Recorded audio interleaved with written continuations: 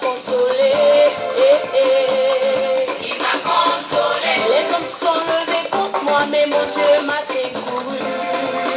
Non, non, je ne peux pas laisser son nom. Je ne peux pas laisser Jésus.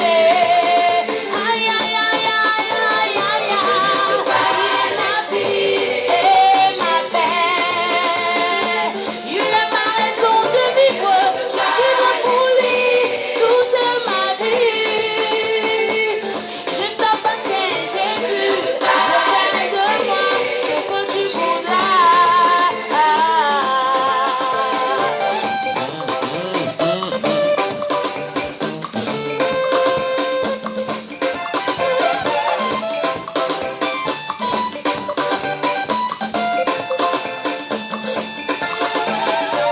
Jésus est mort à la croix pour que je sois racheté. Pour que je sois racheté. Il m'a lavé et il m'a habillé. Habillé. Dieu est bon et merveilleux. Je ne peux pas laisser ce Jésus. Oh non, non, non, je ne peux pas. Non, non, non, non, non, non, non, non, non, non, non. Je ne peux pas. Je ne peux pas.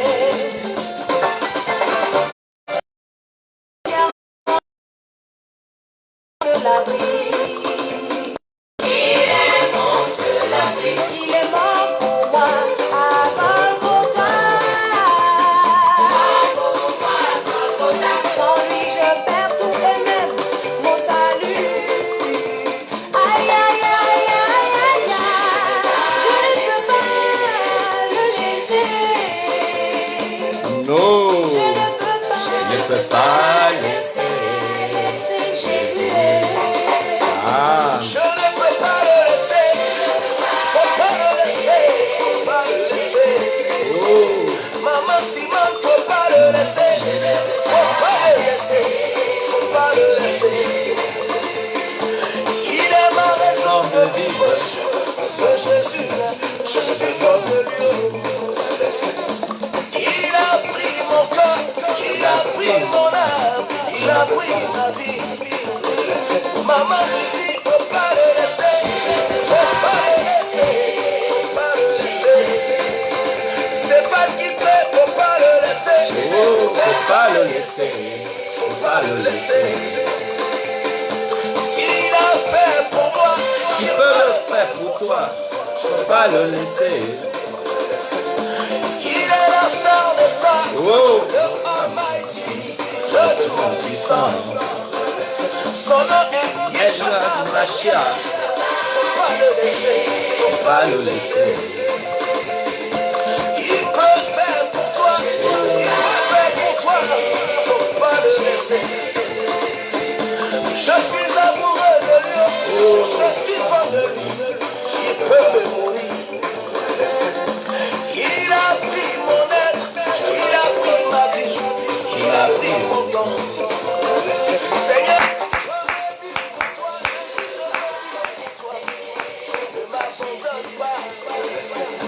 je ne peux pas le laisser. Pas laisser. Je ne peux pas le laisser. Je Je ne peux pas le laisser. peux pas le laisser. El Shaddai. Par ces cantiques, je vous donne un shalom de paix, un shalom de victoire, un shalom de joie. Et soyez tous la bienvenue, que ce jour soit un jour particulier pour chacun d'entre nous. Ne laissons pas Jésus au-delà des difficultés. Restons accrochés à celui qui s'appelle l'agneau de Dieu. Oui, nous ne pouvons pas le laisser. Il a tant fait pour chacun d'entre nous. Soyez bénis et bonjour à tout le monde. Shalom, shalom, shalom à tous et joyeux anniversaire à ceux et celles qui ont reçu un an de plus par la grâce de celui dont nous ne laissons pas, qui s'appelle Jésus. Il a renouvelé en toi la vie et il t'a accordé un an. Joyeux anniversaire à toi. À toi qui me suis ce matin, certainement, tu as reçu un an de plus. Que Dieu te bénisse. et qu'en ces 1 an de plus que le Seigneur t'accorde davantage la sagesse, la compréhension, pourquoi pas une vie de consécration à lui et à lui seul. Sois béni, toi qui as 1 an de plus, joyeux anniversaire. Et bénissons ensemble le Seigneur pour cette excellente journée et pour ce jour de grâce qu'il nous accorde de nous abreuver autour de sa parole. Père, nous te bénissons ce matin pour la vie. Nous te bénissons en ce jour pour la grâce que tu nous accordes d'être présent à la méditation de ta parole, à l'écoute de ta parole, à l'enseignement de ta parole. On ne peut pas te laisser, Seigneur, comme Jean-Baptiste l'a dit, voilà, il a vu l'agneau de Dieu. Ce matin, Seigneur, toi qui es l'agneau immolé, toi qui es l'agneau pascal, toi qui as tant fait, toi qui continues à tant faire pour chacun d'entre nous. Sois élevé dans nos vies, sois exalté au milieu de nous, sois exalté dans nos nations. Nous te bénissons, merci pour ta parole, car elle nous instruit, elle nous fait du bien. Béni sois-tu au nom de Jésus. Amen.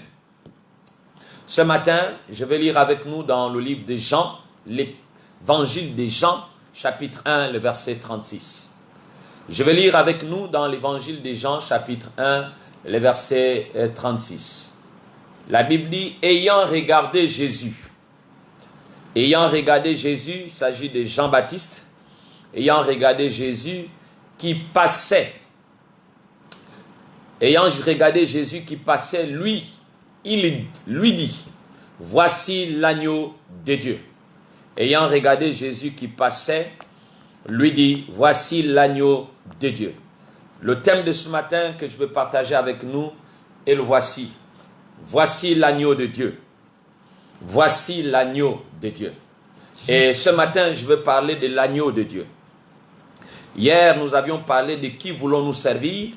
Et ce matin, pour soutenir et pour répondre à notre question, comme nous l'avons appris hier, voici l'agneau de Dieu. Qui voulons-nous servir? Servons l'agneau de Dieu. Jean, ce texte nous rappelle, nous apprend. Ce texte nous apprend qu'une parole qui était avec Dieu. Ce texte nous apprend qu'une parole qui était avec Dieu au commencement et de toutes choses s'est faite chair. Ce texte nous apprend qu'une parole qui était avec Dieu au commencement de toutes choses s'est faite chair. Notre planète a été l'objet d'une attention particulière. La planète Terre, parce qu'il y a les autres planètes, hein, il y a Jupiter, il y a machin, donc il y a d'autres planètes. Mais notre planète Terre a été l'objet d'une attention particulière. Et d'ailleurs, je veux réciter Jean dans son chapitre 1, à partir même du verset 14. Il dit, la parole a été faite chair. La parole a été faite chair. Elle a habité parmi nous plein de grâce. Retiens ce mot. Plein de grâce et de vérité. Et nous l'avons contemplé, et nous avons contemplé sa gloire. Une gloire comme la gloire du Fils unique venu du Père. Jean lui a rendu témoignage. Lui a rendu témoignage. Et c'est écrié. C'est celui dont j'ai dit. Celui qui vient après moi, m'a précédé, car il était avant moi, et nous avons tous reçu de sa plénitude, et grâce pour grâce, car la loi a été donnée par Moïse, la grâce et la vérité sont venues par Jésus-Christ, nous dit Jean 1, 14 à 17. Jean dit, donc Jean le Baptiste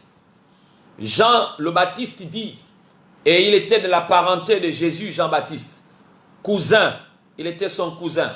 Donc, quand nous lisons même dans Luc 1, 36, il dit, voici Élisabeth, ta parente, a conçu, elle aussi, un fils, et en sa vieillesse, et celle qui était appelée stérile, est dans son 6e mois. Donc, je suis en train de parler de Jean le Baptiste qui nous dit, qui a été émerveillé par cette rencontre. Elle venait donc, Élisabeth, elle venait corroborer, donc confirmer ce que Dieu avait déposé en son cœur par révélation. Aux multiples questions que les auditeurs du désert venaient lui poser, Jean va répondre avec beaucoup d'humilité. Il disait, voilà ce que Jean pouvait dire. Il va répondre à ces multiples questions qui lui avaient été posées dans le désert. Il dit, moi, je baptise d'eau. Ça, c'est Jean le Baptiste qui répond, le cousin de Jésus. Il dit, moi, je baptise d'eau. Mais au milieu de vous, il y a quelqu'un que vous ne connaissez pas, qui vient après moi. Je ne suis pas digne de délier la courroie de ses souliers. Jean 1, 26 à 27. Jean-Baptiste est conscient, ou il était conscient, qu'un événement important était sur le point d'arriver. Toute l'atmosphère de cette époque était marquée par une attente messianique. On supporte de plus en plus mal l'occupation romaine. On aspirait à une délivrance. À cette époque, ils aspiraient à une délivrance. Dans cette ambiance si particulière, Jean-Baptiste va annoncer une révolution au milieu juif. Un milieu juif. À cette époque, à cette ambiance, dans cette ambiance si particulière, Jean le Baptiste avait annoncé une révolution en milieu juif. Il va dire ceci, car la loi a été donnée par Moïse. La loi avait été donnée par Moïse. La grâce et la vérité sont venues par Jésus-Christ. C'est ce qu'il dit dans le chapitre 1, le verset 17. Mais faut-il attendre ce texte comme une opposition entre deux régimes? Faut-il attendre ce texte entre une opposition entre deux régimes? C'est-à-dire le régime de la loi et celui de la grâce. Et que la grâce supprime la loi. C'est le questionnement que nous devons ensemble découvrir et répondre. Parce qu'aujourd'hui, plusieurs prétextes et pensent que la loi n'a plus peut-être sa place. La grâce seule a sa place. Mais allons-y un peu découvrir cette déclaration de Jean le Baptiste, selon le texte de Jean que nous sommes en train d'étudier. Cette compréhension ne s'harmonise pas, c'est-à-dire celui de la loi et celui de la grâce, et que la grâce supprime la loi. Cette compréhension ne s'harmonise pas avec l'ensemble de la révélation. Sinon, il faudrait parler d'une néfaste aporie, c'est-à-dire d'une contradiction insurmontable dans un raisonnement. Il est difficile de soutenir une opposition entre la loi. Il est difficile de soutenir une opposition entre la loi et la grâce, entre la loi et la vérité. Les deux ont un rôle différent et complémentaire. Les deux ont un rôle différent et complémentaire. On parle souvent de la loi de Moïse. On parle souvent de la loi de Moïse. Nous sommes en train de parler, voici l'agneau de Dieu. Donc, on parle souvent de la loi de Moïse, mais on fait néfaste, n'est-ce pas? En fait, on parle souvent de la loi de Moïse, mais en fait, n'est-ce pas de Dieu qui a donné toutes les instructions à Moïse? Puisqu'on parle de la loi de Moïse, qui a donné à Moïse les instructions? N'est-ce pas Dieu qui a donné à Moïse toutes les instructions? Assurément, lorsque nous lisons l'Exode, le livre d'Exode, nous nous rendons compte qu'effectivement c'est Dieu qui appelle Moïse sur la montagne. C'est Dieu qui transmet à Moïse la loi, autrement dit le décalogue. Dieu est lui-même impliqué en écrivant les deux tables, si on peut le dire ainsi, de la loi. Donc les 10 commandements. Et ça vous pouvez voir dans Exode 24, les versets 12, Exode 24, verset 12, Exode 31, verset 18. Dieu pouvait-il se contredire en envoyant son fils proclamer le contraire? Ça, c'est la question qu'on devait se poser. Dieu devait-il se contredire en envoyant son fils proclamer le contraire? Non. Le Christ, donc Jésus-Christ est venu faire la volonté de son Père. Jésus-Christ est venu sur la terre faire la volonté de son Père. C'est ce qu'atteste, nous dit Jean, dans son chapitre 5, les versets 19, dans son chapitre 12, les versets 49 et 50. Et il précise, le même Jean, il précise lui-même, donc Jésus lui-même précise, n'allez pas croire que je sois venu abroger la loi. Ça, c'est Jésus lui-même qui le dit. N'allez pas croire que je sois venu pour abroger la loi. Ou les prophètes. Je ne suis pas venu abroger, mais accomplir. Accomplir. Car en vérité, je vous le déclare, avant que ne passe le ciel et la terre, pas un iota. Donc, iota, c'est la loi. Pas un iota, pas un point sur le i ne passera de la loi. Que tout ne soit arrivé. Dès lors, celui qui transgressera un seul de ces petits commandements et enseignera aux hommes à faire de même sera déclaré le plus petit dans le royaume des cieux. Au contraire, celui qui les mettra en pratique et les enseignera, celui-là sera déclaré grand dans le royaume des cieux. Nous dit Matthieu dans la version top, Matthieu 5, 17 à 19. Le Fils de Dieu est en parfaite harmonie avec son Père. Il est venu révéler la volonté du Père. Il est venu révéler la volonté du Père pour le salut de notre humanité. Le Fils de Dieu est en parfaite harmonie avec son Père. Il est venu révéler la volonté du Père pour le salut de son humanité. De plus, il ne faut pas oublier que la grâce était aussi présente dans l'Ancien Testament. La grâce était aussi présente dans l'Ancien Testament. Elle prend sa source au jardin d'Éden. La grâce dans l'Ancien Testament tire ou prenait sa source au jardin d'Éden. Elle traverse le temps jusqu'à la fin. La grâce traverse le temps jusqu'à la fin. Elle entoure et encadre la loi. La grâce entoure et encadre la loi. Donc la loi se met au milieu. La grâce entoure et encadre la loi. Et d'ailleurs, Jean-Baptiste laisse entendre que la grâce est liée à Jésus-Christ, dans un temps antérieur à sa naissance. La grâce liée à Jésus-Christ dans un temps antérieur à sa naissance, alors que nous savons qu'il est né 6 mois après Christ, Jean-Baptiste, 6 mois après Jésus-Christ. La Bible dit en Luc 6, à Luc 1, autant pour moi, verset 26. Au 6e mois, l'ange Gabriel fut envoyé par Dieu dans une ville appelée Galilée, une ville de Galilée appelée Nazareth, dans une ville de Galilée appelée Nazareth. Depuis le prologue de l'évangile de Jean, l'évangile de Jean parle de la divinité de Christ, la divinité de Jésus. Donc, de l'existence éternelle de la grâce. En 1 Jean 1, on peut le lire. Et je vais lire le verset dans 1 Jean 1, verset 51. 1 Jean 1, verset 51. Et il lui dit, en vérité, vous verrez désormais le ciel ouvert et les anges de Dieu monter et descendre sur le Fils de l'homme. Sur le Fils de l'homme.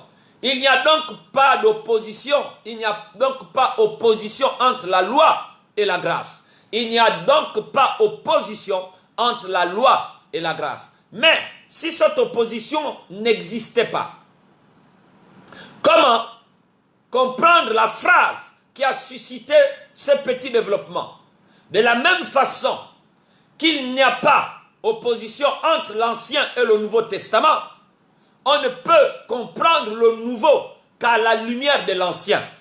On ne peut comprendre le Nouveau Testament qu'à la lumière de l'Ancien Testament.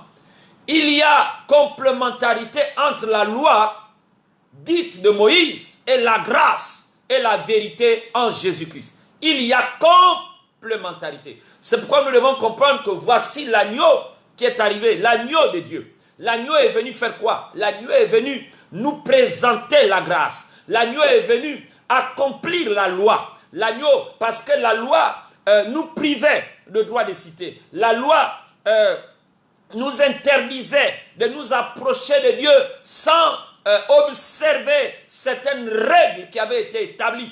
Oui, mais la grâce est venue accomplir. La grâce est venue révéler. La grâce est venue nous révéler celui dont la loi nous empêchait d'être accessible. La grâce est venue nous révéler celui dont la loi nous parlait par les prophètes et les autres, nous empêchait certainement de l'atteindre, mais la grâce. C'est pourquoi il y a complémentarité entre la loi dite de Moïse et la grâce et la vérité en Jésus-Christ.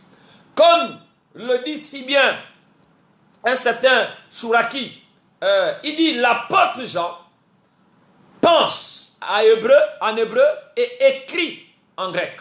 L'apôtre Jean pense en hébreu et écrit en grec. Le régime de la loi. Le régime de la loi n'était pas suffisant. Le régime de la loi n'était pas suffisant. Il était nécessaire pour souligner les transgressions. Le régime de la loi, autrefois, n'était pas suffisant. Mais le régime était nécessaire pour souligner les transgressions. Et permettez-moi de lire avec nous Romains 5. Romains 5, 20 à 21. Pour comprendre que ce que je suis en train de vouloir nous dire ce matin. Le régime de la loi n'était pas suffisant. Il était nécessaire. Ce régime était nécessaire. Pourquoi? Pour souligner les transgressions. Romains 5, 20 à 21. Or, la loi est intervenue pour que l'offense abonda. Pour que l'offense abonda. Mais là où le péché a abondé, la grâce a surabondé. Afin que comme le péché a régné par la mort, ainsi la grâce régnant par la justice pour la vie éternelle, par Jésus-Christ notre Seigneur. Alléluia. Donc la loi comme un médecin, la loi est comme un médecin, la loi est comme en médecine. La loi était comme en médecine, ne pouvant que poser un diagnostic précis. La loi était comme en médecine, ne pouvant que poser un diagnostic précis. Elle était incapable de soigner. La loi était incapable de soigner. Elle ne pouvait que poser un diagnostic précis. Il fallait donc l'intervention d'un bon médecin. Et le bon médecin, c'est Christ. Donc l'intervention, c'est la grâce. La loi était comme un médecin ou comme la médecine. La loi était comme la médecine. Elle ne pouvait que poser un diagnostic précis. C'est pourquoi ici, quand on lit, or la loi est intervenue pour que l'offense abonda. Mais la grâce, où le péché a abondé, la grâce a surabondé. Ce matin, je suis en train de te parler de l'agneau de Dieu. Voici l'agneau de Dieu. Cet agneau qui a apporté dans ta vie. Cet agneau qui a apporté dans ta famille. Cet agneau qui a apporté dans ton existence la grâce surabondante. La grâce surabondante. Je te parle de l'agneau. Et c'est ce que Jean-Baptiste avait cerné. Il a dit, voici celui qui vient. L'agneau immolé. Donc je ne suis pas digne. Je ne suis pas digne de délier les sandales de ses souliers. Donc, la venue de Christ.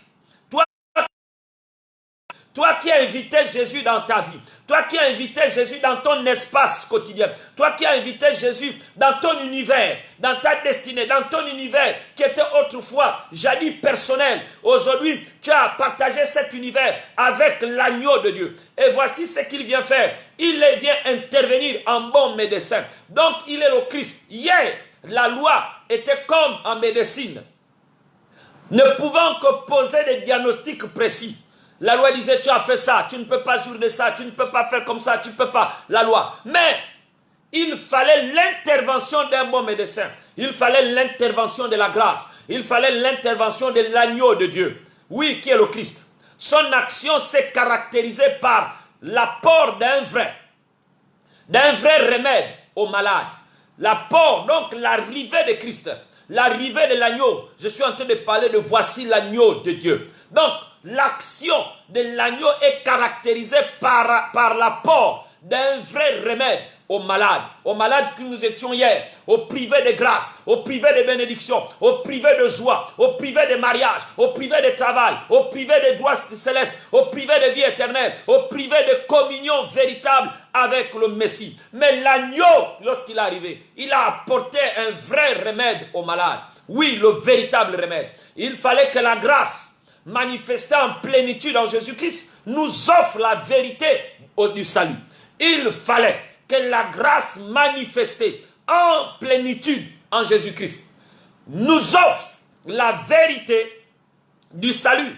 Et d'ailleurs, Ephésiens 2:8 dit, car c'est par la grâce que vous êtes sauvés. Alléluia. C'est par l'agneau. Autrement dit, c'est par la grâce que vous êtes sauvés. Par le moyen de la foi. Et cela ne vient pas de vous. C'est le don de Dieu. Dieu a fait à notre planète. Dieu a fait à notre planète Terre. Dieu a fait à notre humanité un don. Le don de grâce qui s'appelle l'agneau de Dieu. L'agneau de Dieu. C'est lui qui a apporté le remède. C'est lui qui apporte le remède. Et si et seulement si nous souffrons, si et seulement si la loi nous condamnait hier, si et seulement si la loi est en train de rabâcher sur nos oreilles, que nous ne pouvons pas jouir de ceci, parce qu'on a posé tel acte, parce qu'on a fait ceci, on a commis ceci. Je suis venu te dire ce matin, voici l'agneau de Dieu. Voici l'agneau de Dieu. Et là plus loin il a dit, c'est lui qui ôte le péché. C'est lui qui ôte les verrous de la loi. C'est lui qui enlève les verrous de la loi. Oui, c'est lui qui ôte le péché. Il ne cache pas, il ne coupe pas. Il l'enlève.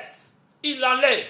Oui, c'est pourquoi il dit, car c'est par la grâce, alléluia, que nous sommes sauvés. Vous êtes sauvés par le moyen de la foi. Et cela ne vient pas de vous ni de moi, mais c'est le don de Dieu. Le don de Dieu. C'est-à-dire une solution radicale face au cancer du mal. Donc, nous avons une solution radicale face au cancer du mal. Ça s'appelle qui? L'agneau de Dieu.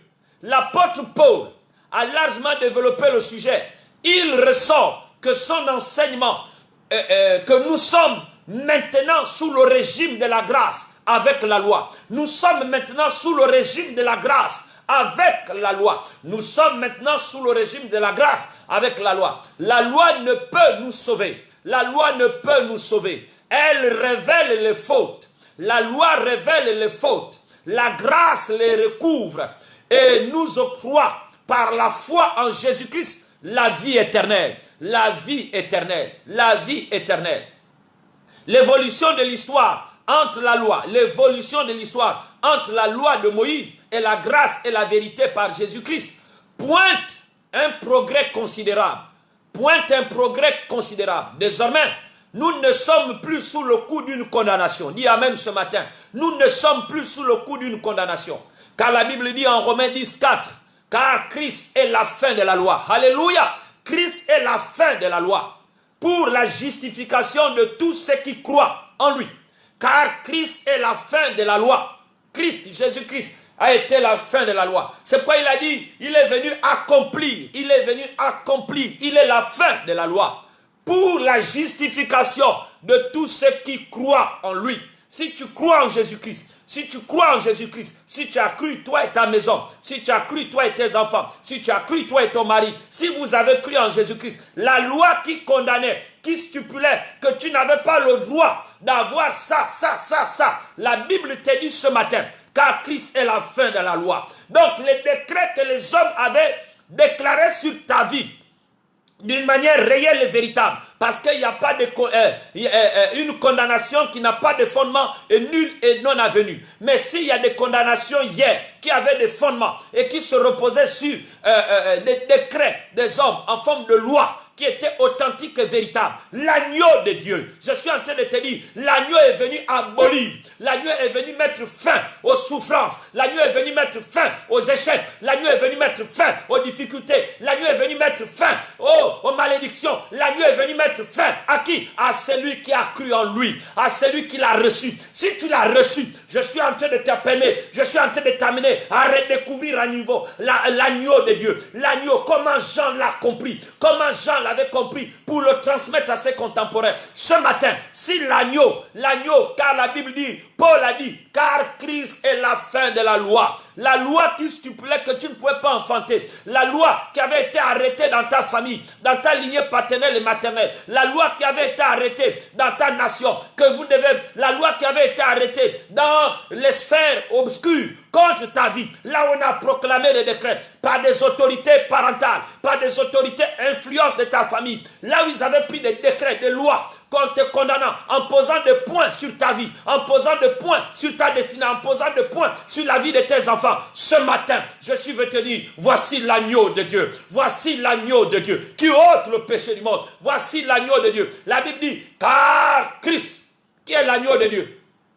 a mis fin à la loi pour la justification, alléluia, pour la justification de tous ceux qui croient et qui croient et qui croiront, qui croient en lui. Nous sommes maintenant libres en Jésus-Christ. Nous sommes libres en Jésus-Christ. Permets-moi de lire avec toi Galates. Nous sommes libres en Jésus-Christ. La Galates 5, verset 1. Nous sommes maintenant libres en Jésus-Christ. Permets de lire avec moi Galates chapitre 5 verset 1 pour soutenir ce que je suis en train de vouloir t'expliquer ce matin, que nous sommes désormais libres en Jésus-Christ. Voici ce que la Bible dit. C'est pour la liberté que Christ nous a affranchis. Demeurons donc fermes.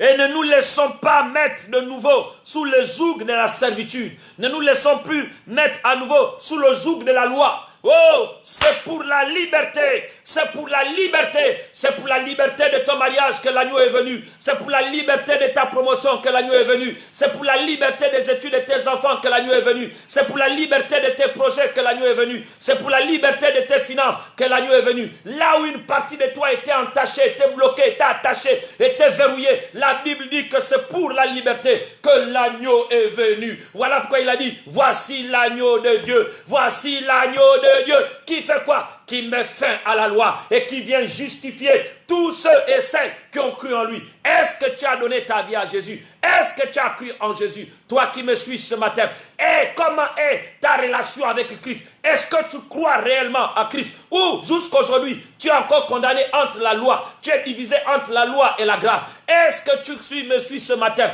À qui tu as confié ta vie? C'est la question que nous nous sommes posée hier. Si tu as confié ta vie à l'agneau qui est venu, voici ce que l'agneau te dit. C'est pour la liberté que Christ nous a affranchis.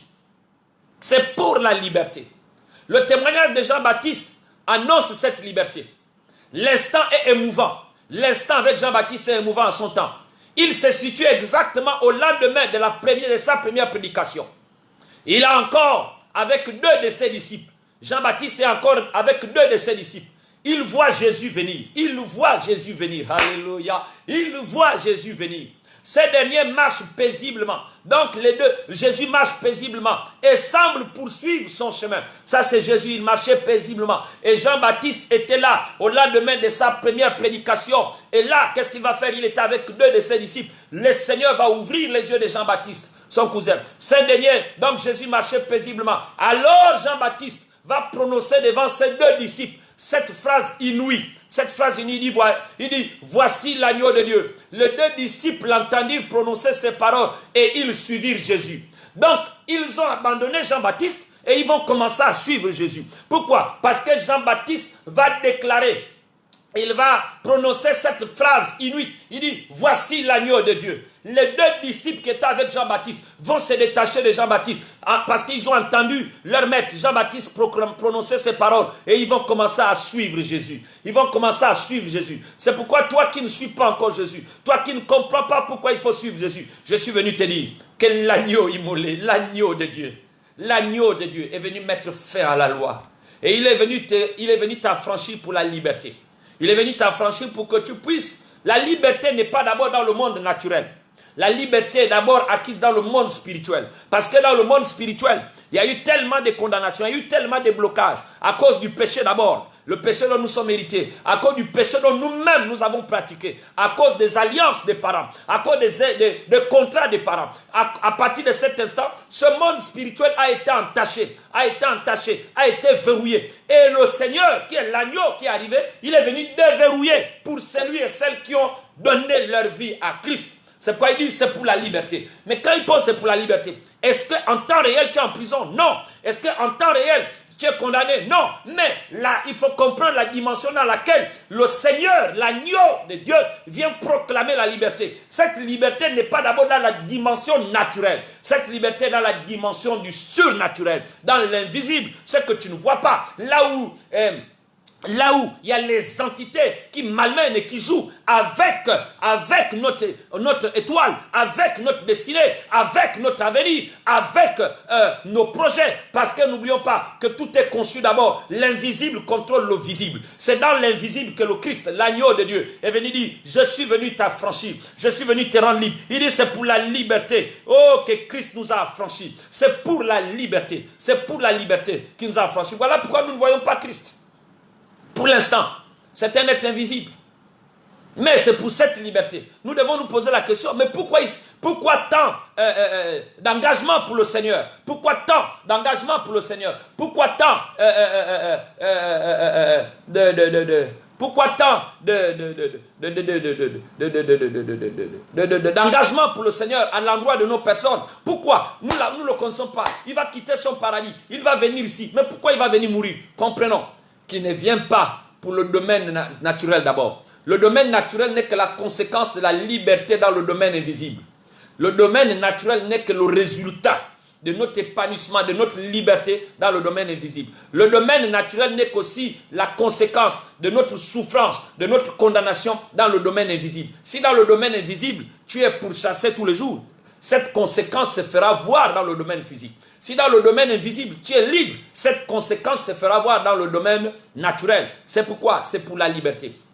Toi qui n'as pas encore donné réellement ta vie à Jésus. Je suis en train de te dire comme Jean-Baptiste. Vous voyez, il était là dans sa prêche. Et là, il va voir Jésus passer. Et il va déclarer cette phrase. Il dit, voici l'agneau de Dieu. Qu'est-ce que les disciples vont faire? Ils vont se détacher de Jean-Baptiste. C'est comme une trahison, on peut dire. Mais en fait, ce n'est pas une trahison. Jean-Baptiste les met sur le chemin qu'il faut. Parce qu'effectivement, le remède est venu. Voici le remède. Moi, je vous ai donné la parole. Je vous ai baptisé d'eau. Mais voici le remède. Voici la solution à vos problèmes. Voici la délivrance. Voici la fin de vos souffrances. Et ces deux disciples ont cerné cette portée. Ils l'ont compris comme ça. Ils ont laissé Jean-Baptiste. Ils ont suivi Jésus. Le résultat était spectaculaire, surprenant, presque incompréhensible, sous l'effet d'une attirance irréversible. Les deux disciples de Jean-Baptiste se détachent de lui et suivent Jésus-Christ. Le maître, sentant que l'on suive, se retourne et pose cette question. Que cherchez-vous? Voilà Jésus qui se retourne au verset 38. Il dit, que cherchez-vous? Ce qui semble avoir été évident pour les disciples de Jean-Baptiste peut ne pas l'être pour nous aujourd'hui. Suivre un agneau risque de nous décevoir. Suivre un agneau risque de nous décevoir. Un autre animal plus charismatique comme le lion aurait davantage soutenu notre adhésion. Mais on va suivre un agneau. Comment l'agneau peut venir? C'est pourquoi aujourd'hui les gens ont du mal à suivre Christ. Parce que les termes sont tellement forts. On va dire, Jésus va venir dans toute l'humilité, dit, c'est lui qui suit l'agneau. Oh, comment on va suivre un agneau? C'est des risques. Le risque est grand à être dessus. L'agneau n'est pas charismatique. Or qu'il y a des animaux. Il y a des animaux qui sont plus charismatiques, à l'instar du lion. Il est plus avantageux et plus soutenable de suivre le lion que de suivre l'agneau. Pourquoi Jésus-Christ a-t-il été identifié à un agneau? C'est là que nous retrouvons la cohésion entre l'Ancien et le Nouveau Testament. C'est là où nous retrouvons la cohésion entre l'Ancien et le Nouveau Testament. Si Jésus-Christ est présenté dans le prologue de Jean comme étant défini par la lumière, la lumière est venue parmi les siens et ils ne l'ont pas reconnu. S'il est défini comme la lumière, c'est bien parce que le Seigneur est venu mettre les projecteurs sur la quintessence de sa mission. Les projecteurs sur la quintessence de sa mission. Quel éclairage nous apporte-t-il? Puisqu'il est l'agneau, il est la lumière du monde. Celui qui marche dans les ténèbres, lui, il éclaire. Maintenant, quel éclairage nous apporte-t-il? Voici l'agneau. Voici l'agneau n'est point l'introduction ou le titre d'un conte de fées pour des enfants. Non, ce n'est pas un titre. Ce n'est pas un titre. Ou ce n'est pas un titre d'un conte de fées. Non, pour les enfants. Voici l'agneau. Non. Ce n'est pas non plus la présentation d'une race régionale de brebis. Non, voici l'agneau n'est pas aussi la présentation d'une race régionale de brebis que l'on présente aux personnalités venues certainement à un salon international. Non. Si le symbolisme est difficile à déchiffrer aujourd'hui, l'agneau, il ne l'était pas au premier siècle de notre ère. Il n'était pas aussi facile au premier siècle de notre ère. Les Juifs du temps de Jésus étaient enracinés dans une culture hébraïque.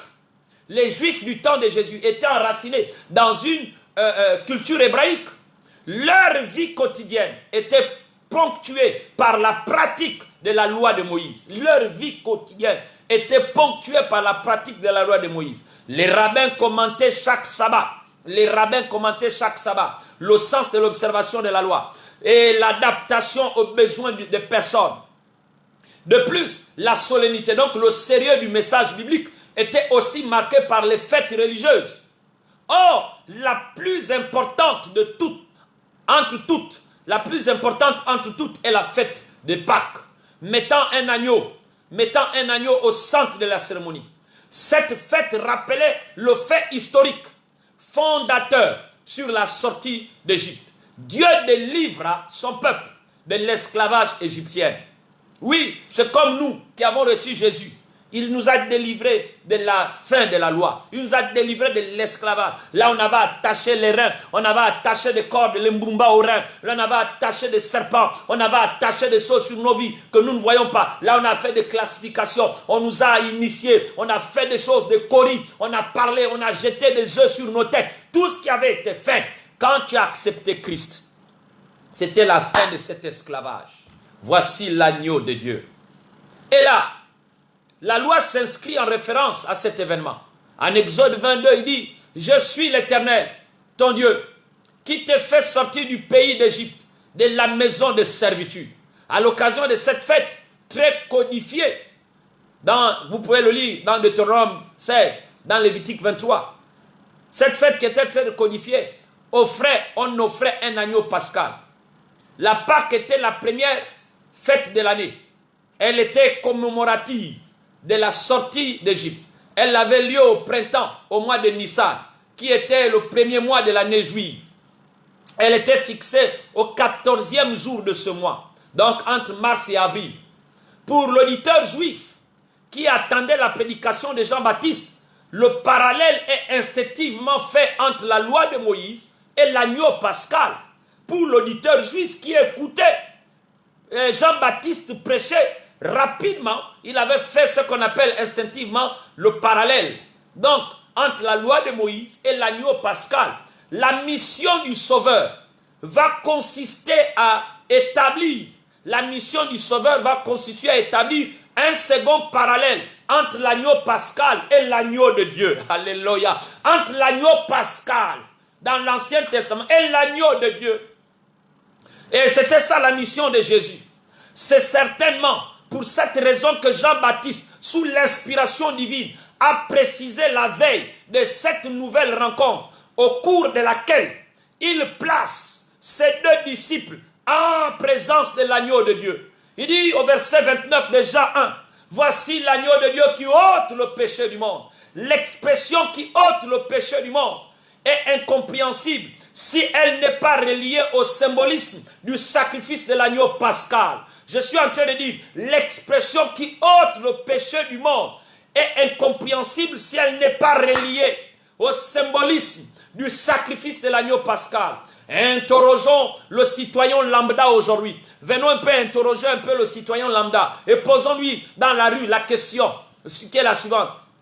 Est-ce qu'un agneau peut ôter votre péché? Est-ce qu'un agneau peut ôter votre péché? Nous risquerons d'être surpris du résultat. Il va dire comment un agneau peut ôter. Est-ce qu'un agneau, posons la question à un citoyen lambda aujourd'hui, posons la question même à un chrétien simple. Est-ce qu'un agneau, un citoyen lambda, est-ce qu'un agneau peut-il ôter votre péché?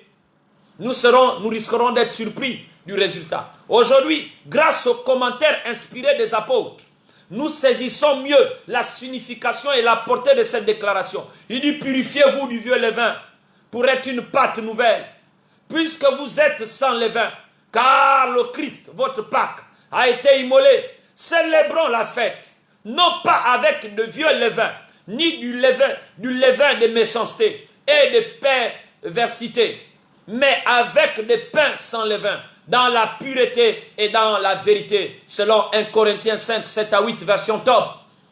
Plus loin, il va dire, sachant que ce n'est point par des choses périssables, argent ou or, par des choses périssables, argent ou or, que vous avez été rachetés de la vaine manière de vivre, hérité de vos pères, mais par le sang précieux, comme d'un agneau sans défaut et sans tache, celui du Christ prédestiné avant la fondation du monde, et manifesté à la fin des temps à cause de vous.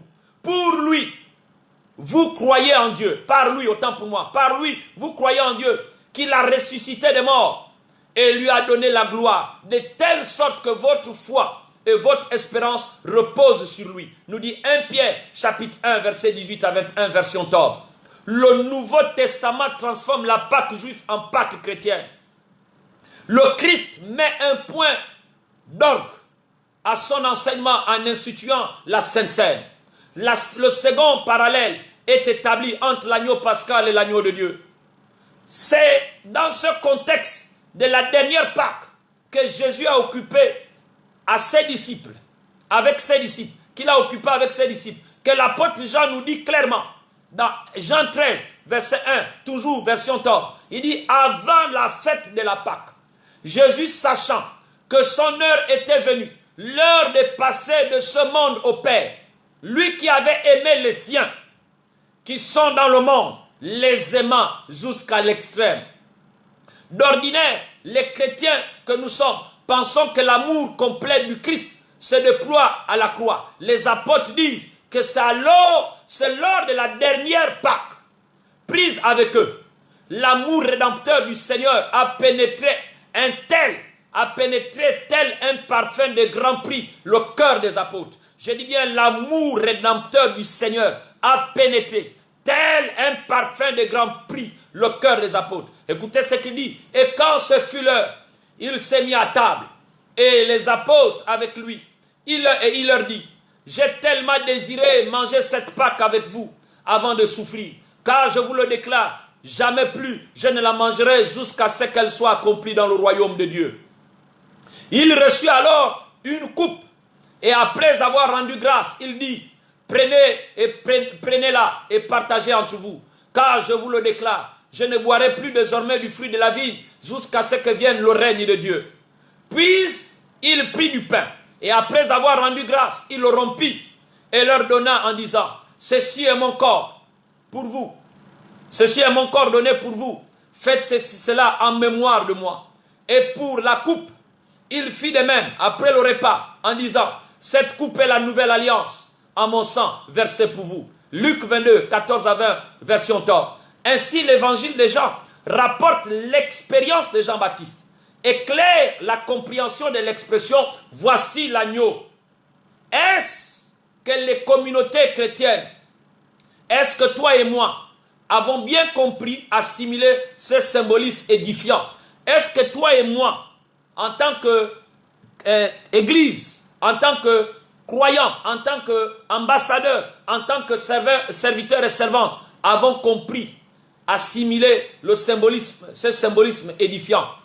L'apôtre Paul, le diffuseur du message chrétien en Occident, déclare, en effet, voici ce que moi j'ai reçu du Seigneur et ce que je vous ai transmis.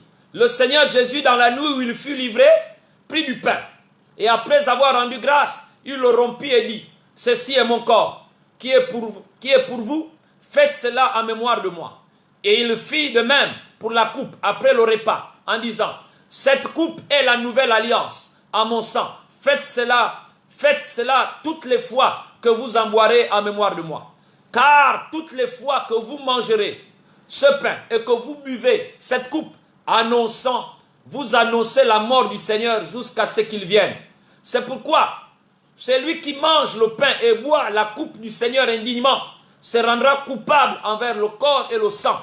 Que chacun se prouve soi-même avant de manger ce pain et de boire cette coupe. Nous dit 1 Corinthiens 11, 23 à 28, la version Torbe. Revenons à la question du Seigneur. Qui cherchez-vous? Que cherchez-vous? Revenons à la question du Seigneur. Que cherchez-vous? Elle vient corroborer l'idée de la cohérence entre l'Ancien et le Nouveau Testament. Ce début de l'évangile de Jean fait écho à la question de Dieu à Adam. Où es-tu? Fait écho. Dieu lui-même, il vient au jardin d'Éden, il pose la question à Adam, où es-tu? Et ici, il pose la question, que cherchez-vous? Où es-tu en Genèse 3:9? Autrement dit, la question de Jésus est censée répondre aux mêmes besoins de nos premiers parents.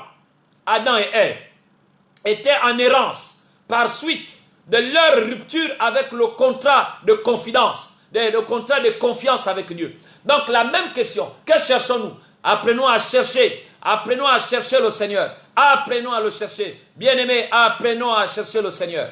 Les deux disciples Les deux disciples sont dans la même errance et dans l'attente d'un avenir meilleur. Les deux disciples sont dans la même errance et dans la même attente. Comment on appelle, d'un avenir meilleur. D'un côté, nous avons la question du Père. De l'autre côté, d'un fils qui veut se laisser trouver par ceux qui le cherchent vraiment. Ce parallèle n'a rien de théologique. Il révèle simplement d'une relation d'amour. En Éden, la question était chargée d'un immense désir de Dieu de renouer avec sa créature. En Éden, la question était chargée, où es-tu? Était chargée d'un immense désir de Dieu de renouer avec sa créature. Ici, du côté de Béthanie, là où la scène se passe, la question du Seigneur à l'adresse des deux disciples est une invitation à le suivre. Comme on le constate, il n'y a pas de place pour une augmentation contraignante ou culpabilité. Il n'y a pas de place pour la culpabilité. Il n'y a que de mots d'amour. D'ailleurs, le texte de Jean conclut par cette phrase merveilleuse et de simplicité et de précision. Venez et voyez. Jean 1,39. Il dit venez et voyez. Autrement dit, constatez par vous-même. Faites-vous une opinion personnelle. Et elle est la révolution du Christ. Elle est la révolution du Christ. Permettez-moi de conclure ce moment, cette question, cette thématique. Voici l'agneau de Dieu, tiré de Jean 1,36, en disant, voici l'agneau. Jean-Baptiste a ouvert le livre d'une autre histoire, encore plus belle que la précédente.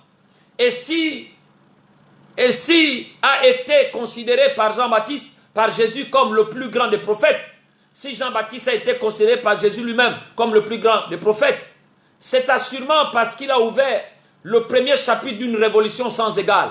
La révolution de la relation de cœur, du cœur, son influence et ses conséquences sont éternelles. Je suis en train de dire la révolution de la relation du cœur, son influence et ses conséquences sont éternelles. L'apôtre Jean, dont le nom signifie littéralement la grâce de l'éternel, a eu raison de présenter sous l'inspiration divine ce sujet de la grâce, l'agneau de Dieu. L'image appropriée qu'il a choisie est celle d'un agneau, sans défaut et sans tache. Jean nous immerge dans la grâce de Dieu. Elle nous libère. C'est pourquoi ce matin je suis en train de dire, Jean nous immerge dans la grâce de Dieu. Elle nous libère. Comme les Hébreux ont été libérés de la tutelle esclavagiste égyptienne, nous aussi ce matin. Alors, comme aux deux disciples de Jean-Baptiste, Jésus-Christ nous dit, venez et voyez. Toi qui n'as pas encore vu, toi qui n'es pas encore venu, viens et vois. Laissons-nous attirer par la tendresse de son amour. Laissons-nous attirer ce matin par la tendresse de son amour. Faisons-nous une conviction. Faisons-nous une conviction personnelle. Prenons le temps de faire nos propres expériences avec le Seigneur. Ne craignons pas de mal faire. Engageons-nous d'abord. Engageons-nous avec notre cœur. Cette révolution est la seule qui vaille la peine de se consacrer totalement. Cette révolution ne pourra jamais nous décevoir parce qu'elle est l'œuvre de Dieu et non celle des hommes. Cette révolution n'est pas théorique. C'est la raison pour laquelle Jean-Baptiste associe la grâce et la vérité. La grâce et la vérité. Imitons les premiers disciples du Seigneur. Allons voir où le Christ demeure. Allons-y voir là où Jésus demeure. Ils sont allés et ils ont vu. Quand on rencontre la grâce, quand on est touché par la grâce, alors notre vie ne devient plus utopique, ne devient plus tonique. Notre vie ne devient plus tonique.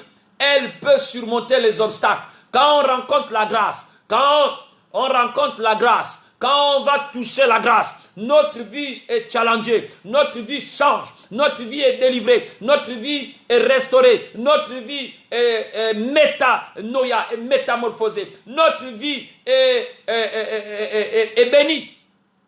Cette vision traverse le temps et la mort. Elle est plus forte que l'indifférence et la haine. elle nous ouvre les pages d'une autre histoire, celle que nous devrions écrire nous-mêmes, sous l'action de la grâce de Dieu manifestée en Jésus-Christ, notre Seigneur et Sauveur. Je suis venu te dire ce matin, voici l'agneau de Dieu. Et l'agneau est venu mettre fin à la loi. Là où la loi avait déclaré que tu ne pourras rien faire. Là où la loi avait déclaré que tu ne pourras pas te déployer. Là où la loi avait déclaré que tu mourras d'une manière prématurée. Là où la loi avait déclaré, je suis venu te dire comme Jean-Baptiste, voici l'agneau de Dieu. Voici l'agneau de Dieu. Les deux disciples qui ont suivi Jean-Baptiste, ont abandonné Jean-Baptiste, ont suivi la loi, ont suivi l'agneau. Et aujourd'hui, l'agneau ne semble pas un animal charismatique comme le lion. Mais je suis en train de te dire que c'est par l'agneau que nous avons été affranchis. Et il dit, c'est pour la liberté que Christ nous a affranchis. Demeurons donc fermes. Toi qui as donné ta vie à Jésus, toi qui crois en Christ, demeure ferme. Et toi qui vas donner ta vie ce matin, certainement, au travers de l'écoute et l'entame de ce que tu as écouté ce matin. Toi qui vas donner ta vie à Christ, sois ferme. Et ne te laisse plus mettre de nouveau sous le joug de la servitude. Ne nous laissons plus mettre de nouveau sous le joug de la servitude. Demeurons fermes. Demeurons fermes parce que nous avons vu l'agneau. L'agneau est venu sur notre planète. Il n'est pas allé à Jupiter. Il n'est pas allé à Mars. Il est venu sur la terre. Planète Terre. Il est venu sur la terre. Et c'est une grâce. Que l'agneau soit venu vers nous. C'est une bénédiction. Pourquoi? Parce que la grâce est venue par lui. Et rentrons dans cette grâce. Ce matin, toi qui m'as suivi. Ce matin, expérimente. Laisse-toi attirer par la tendresse de son amour. Laisse-toi attirer par la tendresse de son amour. Et il te dit, viens et vois.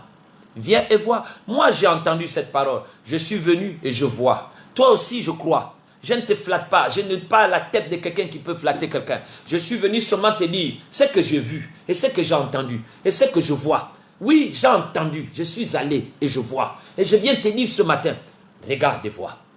Laisse-toi attirer par la tendresse de son amour. Fais-toi cette conviction personnelle. Prends le temps de faire ta propre expérience. Va et vois. Ne va plus sous l'orgueil de l'autre. Oh, parce que mon mari est parti. Parce que ma femme est partie. Parce que mes enfants sont partis. Non, va toi-même. Va et vois. Comme Thomas, va et vois. Et tu verras la gloire de Dieu. Que ce matin, que cette parole fasse corps avec ton esprit. Que ce matin, cette parole fasse corps avec ton âme. Toi, certainement, qui n'as pas encore accepté le Seigneur, répète après moi ce matin cette prière. Ou bien je vais prier pour vous. Et si tu as quelqu'un dans tes alentours, va vers lui et fais la paix avec lui. Père, je te bénis ce matin pour ta parole, qui nous fait du bien ce matin, qui nous parle de l'agneau. Voici l'agneau de Dieu. Et ça, c'est Jean le Baptiste qui nous le présente. Seigneur, merci parce que il est venu pas pour nier la loi, mais pour venir accomplir cette loi. Et oui, merci parce que c'est Christ qui est venu mettre la fin à la loi. Et il est venu nous affranchir. Il est venu nous libérer. Il nous a libérés, il nous a affranchis par sa venue et par sa mort et sa résurrection. Merci Seigneur pour ton amour et ta fidélité. Merci pour mon frère et ma soeur qui a entendu cette parole, qui hier pensait encore marcher avec le poids de la loi. Je prie qu'au nom de Christ Jésus, que la grâce abondante, la grâce surabondante de Christ, de l'agneau de Dieu, Seigneur, soit son partage. Que là où la loi réclamait quoi que ce soit de lui, là où la loi réclamait quoi que ce soit d'elle, là où la loi était vraiment comme était un joug, Seigneur, je t'en supplie, de la même manière que tu as délivré Israël de la servitude égyptienne. Ce matin, nous avons compris que par ta grâce, oui, par ta grâce, par la venue de l'agneau, Seigneur, nous sommes affranchis, nous sommes délivrés de tout joug. Je déclare que voici l'agneau, comme les deux disciples ont laissé Jean-Baptiste pour suivre l'agneau. Je prie que mon frère et ma soeur qui m'a entendu et qui n'a pas encore fait véritablement la paix avec toi, te suivent au nom de Christ Jésus. Car Christ est la fin de la loi. Merci Seigneur parce que tu es la fin de la loi. Toutes les lois qui avaient été prises dans nos familles, dans le monde ancestral, dans les enfers, dans le monde des ténèbres, concernant notre destinée, concernant notre marche, concernant notre vécu sur la terre des vivants. Ce matin, nous venons déclarer que Christ est la fin de cette loi pour la justification de tous ceux qui croient en lui. Nous avons cru en lui et nous déclarons ce jour, là où Satan, tu te prévalais de droit dans la santé, dans le mariage, dans le travail, dans les projets, dans la projection, dans l'éclosion, dans les réalisations, dans les finances, dans tout ce que ces hommes et ces femmes. Hier, nous venons te déclarer que Christ est la fin de la loi. Parce que l'agneau est venu. L'agneau est venu un jour sur cette terre. Et nous l'avons étudié ce matin. Nous avons compris que car Christ est la fin de la loi. La loi a pris fin par Christ pour nous justifier, nous qui avons cru en lui. Qu'il en soit ainsi. Et je bénis ce peuple en ton nom. Que la louange, l'honneur et la gloire te soient rendus. Toi qui as permis à chacun d'entre nous d'être connectés au travers de ta parole. Bénis nos vies et bénis les vies de ces hommes et ces femmes. Que la grâce et la louange vous soient renouvelées au nom de Christ Jésus. Je dis Amen, Amen, Amen, Amen. Soyez bénis, je vous aime. Et nous nous donnons rendez-vous ce soir à 20h30 pour des temps de prière. Que Dieu vous bénisse. Que Dieu vous bénisse. Excellente matinée, excellente après-midi aussi. Et joyeux anniversaire encore à ceux qui ont pris un an. Que l'agneau de Dieu, que chacun d'entre nous rencontre personnellement cet agneau. Et à ce soir à 20h30 pour des temps de prière. Soyez bénis. Au nom de Jésus.